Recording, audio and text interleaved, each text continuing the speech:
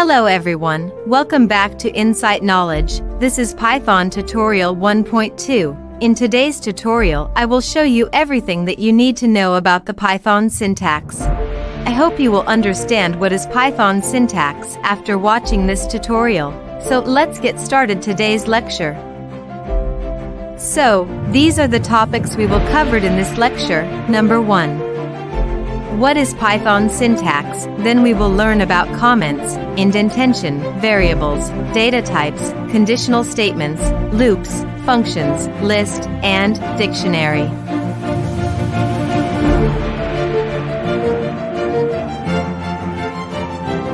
Do you ever hear about word syntax before? No, don't need to worry about it. I am here to tell you about syntax in a very simple and easy way. So, what does syntax mean? Syntax is a set of rules and conventions that dictate how programs are structured and written. For example, in Python, we use indentation to define blocks of code. Think of indentation as a way to visually group and organize your code. It's not just for looks. It's a fundamental rule of Python syntax. To create a block of code, you need to indent it with spaces or tabs. This tells Python which lines of code belong together. We'll dive deeper into this concept in later videos, so make sure to stay tuned to understand how indentation plays a role in writing functional code.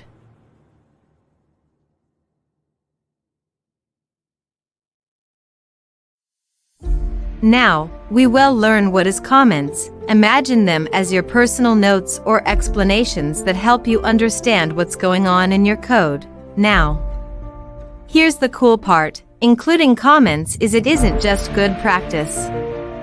It's your superpower to create maintainable and collaborative software.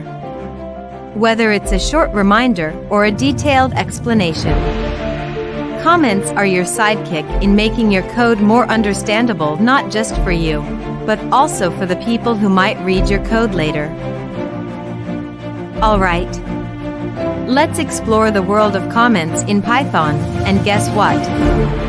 There are not one but two fascinating types of comments. First, we have single-line comments. These are like quick post-it notes for your code. When you want to add a short explanation or a reminder to a specific line of code, you can use a single-line comment. It's super easy, just put a hashtag symbol, and whatever comes after it on the same line is your comment. Then, we have multi-line comments. These are like detailed letters for your code. When you need to write longer explanations, create documentation, or temporarily hide a chunk of code, you turn to multi-line comments. So, as you embark on your Python journey, remember that comments are your friends. They make your code understandable and organized. Single-line comments are the quick and snappy notes, while multi-line comments are the detailed stories within your code. Let's talk about the magic of indentation in programming. It's not just about adding spaces or tabs for neatness. It's a whole world of structure and organization within your code. Indentation is like creating the blueprint for a building. Just as architects use blueprints to define rooms and their layout, programmers use indentation to define code blocks and their hierarchy. And guess what? In Python, it's not just a matter of style, it's a core part of the syntax. Indentation matter? Well, it sets the boundaries for loops, conditionals, functions, and more. It tells your code where things begin and end. Plus, it's your code's visual makeup. Well-structured code is like a well-designed building. It's a joy to work with and easy for you and others to understand. Python is strict about it. That means your indentation style needs to be the same throughout your code.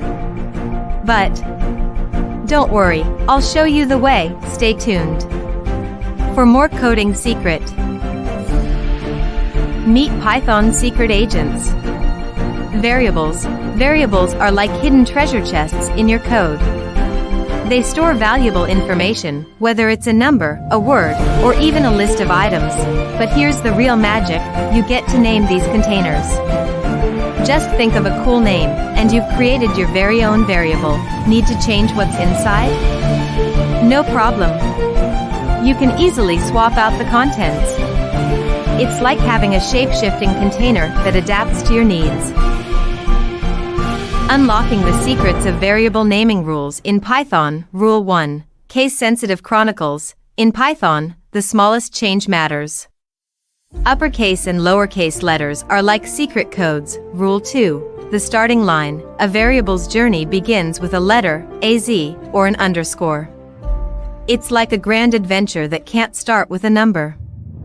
So, my_var is a hero, but 123ABC is not eligible for the quest.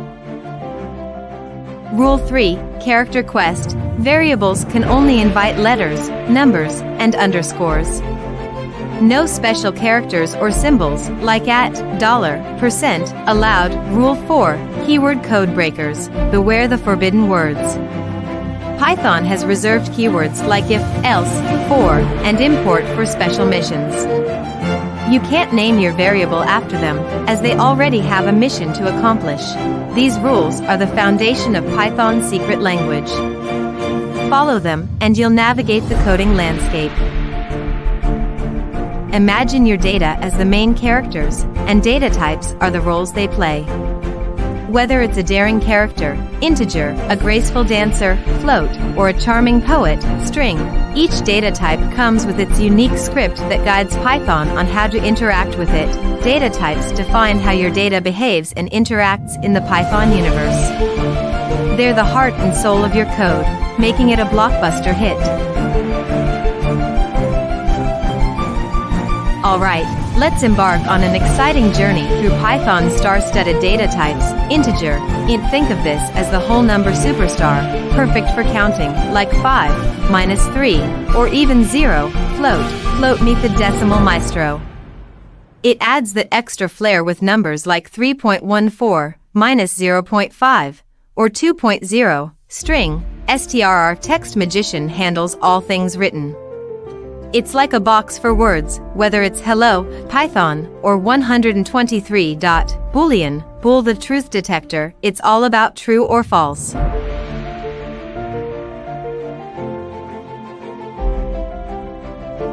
Let's dive into the world of Python's conditional statements.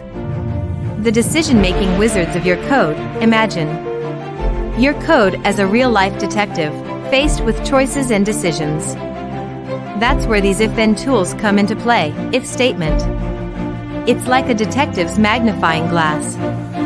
If a certain condition is true, it says, oh yes, and executes the code inside the if block.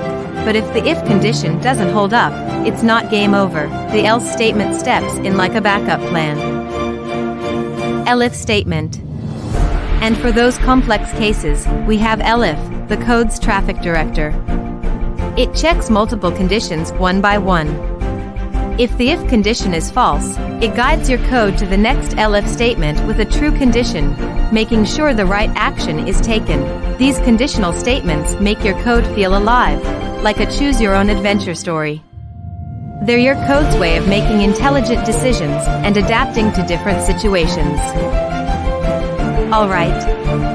Imagine loops as the repeat button for your code, giving it the power to perform actions over and over again. We have two main characters in this adventure, for loop.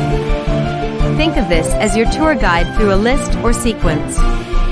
It goes through each item in the list, like a diligent fruit picker plucking fruits one by one from a tree. While loop. This one's like a vigilant guard at the door. It says, keep going until a specific condition changes. It's as if your code keeps running as long as the music, the condition, is playing. Both of these loops are like your code's trusty sidekicks, tirelessly doing the heavy lifting for you. They automate tasks, boost efficiency, and make your code a powerhouse of repetition. Welcome to the captivating world of Python functions. Defining a function, it's like crafting a magical incantation. You start with def, Then give your function a name, and even some special ingredients, parameters. For instance, def greet, name is like creating a greet spell, parameters. These are your custom ingredients for the spell. Parameters act like variables, holding values that you pass to the function when you call it. In our greet spell, name is your magical ingredient. Function body. Inside the spellbook, the function body holds the enchanted code. It's the magic recipe, written under the def statement.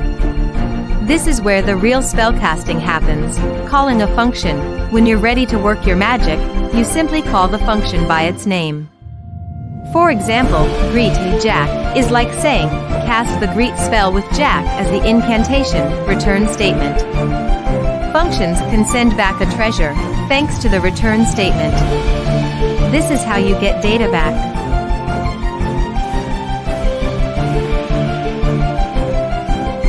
Picture a Python list as a versatile treasure chest for your data. Here's the inside scoop: collection of items. Lists are like a mixed bag of goodies, holding different types of items, numbers, words, or even other lists. It's your all-in-one storage solution, ordered. Imagine each item in a list has a designated spot. Lists keep things in order, just like arranging your books on a shelf. The order matters. Access by index. Think of a list as a lineup of items. You can call them by their position, starting from 0 for the first item. It's like having a numbered list of treasures, enclosed in square brackets. Lists are defined by enclosing items in square brackets, like my_list equals 1, apple, 3.14, dot. It's your secret recipe for a dynamic data collection. Python lists are like the ultimate backpack for your data adventures. Meet the Python dictionary. Here's the spellbook, key value pairs. Dictionaries are like a treasure chest, where every item has a key to unlock its value. Each key is one of a kind, making your data organized and efficient, unordered. Unlike lists, dictionaries don't follow a strict order. It's like a jumbled phone book. You don't care about the order, you just need the right name and number, mutable. Dictionaries are shapeshifters. You can add, remove, or update key value pairs anytime. Access by key. Want a specific piece of data? Just use the right key, like finding a word in a dictionary. It's quick and precise, enclosed in curly braces. Dictionaries are summoned using curly braces and colons to link key value pairs, like my_dict equals, name, Jack, age, 30, dot. Your personal data organizer is ready. Dictionaries are like the friendly guide to your data world. They're your go-to for storing related information. That's all for today. Thank you for watching the video. If you have any query, do let me know in comment section. Do like, share and subscribe my channel.